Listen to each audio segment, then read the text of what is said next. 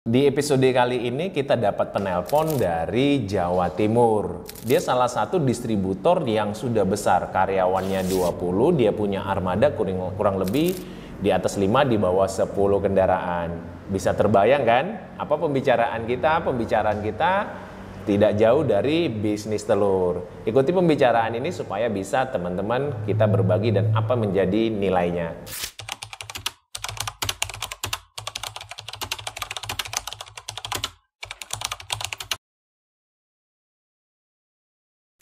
Saya masih 36, Pak. 36 berarti sudah berkeluarga ya? Iya. Eh, Tuh.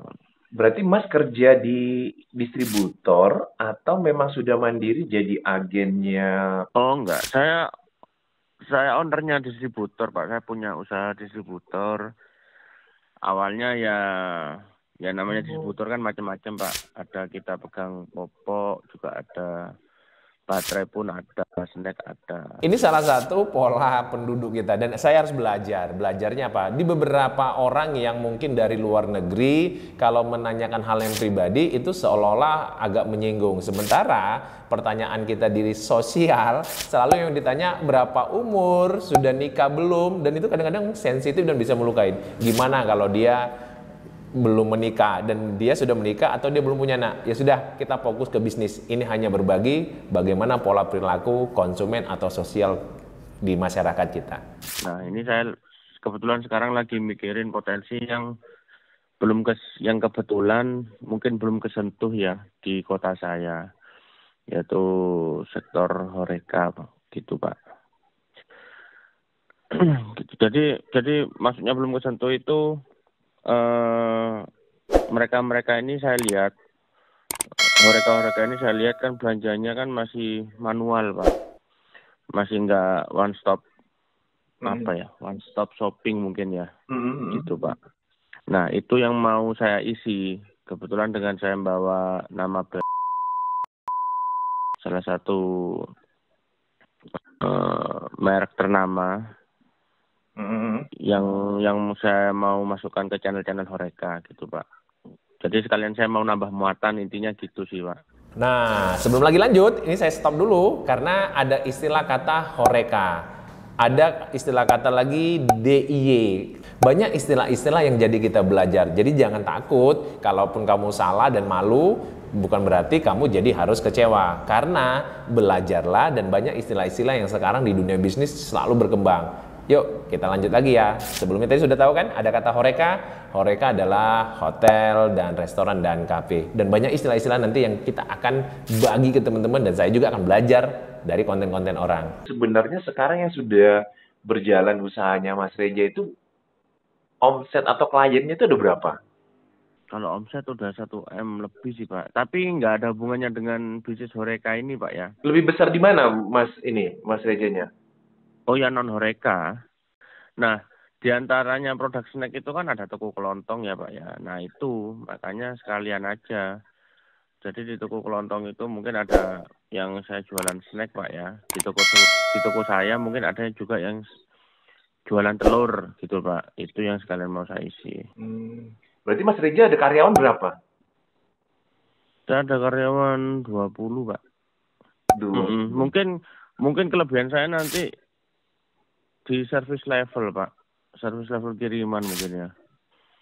Yang dimana mungkin kalau area sekitar 5 kilo sampai 8 kilometer area di sekitaran depo, Pak, ya. Saya bisa kirim setiap hari. Gitu. Oke. Sebenarnya kalau saya pernah lakukan konsep seperti itu kan, kalau kita nambah orang kadang biaya gaji yang sudah bulanan ya. Betul. Jadi kalau saya sistemnya waktu itu punya konsep dengan kita ada distributor berarti kita ada agenan rekanan tapi dengan catatan. Dengan catatan bahwa kita kalau misalnya anggap aja Probolinggo ya. Probolinggo dengan radius kita buat SOP-nya. Jadi kalau dari Probolinggo kita radius 2 kilo masih cepat lah ya. Berarti di luar 3 kilo kita sudah main ini per kecamatan. Jadi misalnya satu kecamatan, satu agen. Kalau di luar itu ada lagi yang minta, kita nggak kasih lagi. Jadi Oke. jadi kita ada sebuah channel media online-nya yang beratasnamakan dengan perusahaan distributornya. Sehingga pada saat ada order, kita fast responsif sehingga kita langsung dia terkoneksi ke agen yang di sekitar pemesan. Kalau memang ingin pemerataan canvassing-nya dengan service levelnya juga tidak menjadi ini ya, menjadi apa namanya tidak terakomodasi begitu. Iya. Itu sih karena aku sih ngelihatnya ini usahanya udah besar nih. Udah besar cuma ada kendalanya adalah kita mempunyai banyak produk kan begitu ya. Kalau kamu mau menggarap Horeca justru kalau saya tidak menyarankan. Karena kembali lagi tadi dengan menambah telur itu akan ngeritiknya minta ampun. Jadi telur adalah barang pecah, ada bahasanya kalau di sana retak apa ya? Itu komplainnya paling tinggi. Belum lagi kalau telur yang dibeli Mas Reja adalah bentuk peti dari kandang gitu ya. Nah, kalau dari kandang, Mas Reja harus sortir lagi tuh. Jadi disortir, dibuat di tray plastik, kan begitu? Iya.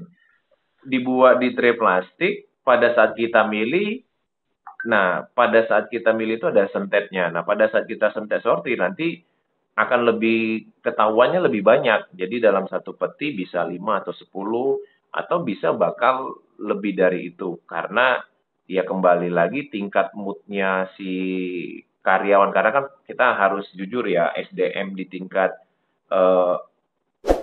kandang atau produsen telur, ya kita kan tidak bisa bilang bahwa pelayanan mereka harus yang santun, lembut, kan enggak ya.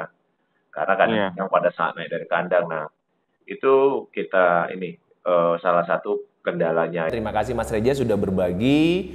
Ternyata beliau adalah salah satu bisnis distributor. Dan beberapa poin yang saya bagi ke beliau adalah kenapa tidak dikelola dengan media sosial. Beliau berpikiran bagaimana telur juga bisa. Tapi sebagai saya pengusaha telur atau saya pernah punya pengalaman di telur, saya tidak hanya sekedar mengatakan stop dulu. Karena apa stop dulu? Mungkin kamu ingin menambah item bisnis setelah 5 prinsipal yang dia pegang itu untuk mendatangkan keuntungan lebih besar. Ternyata hati-hati karena telur adalah sesuatu bisnis yang berbeda, ringkih terhadap yang pecah dan banyak yang komplain dan modalnya juga yang harus dilakukan besar.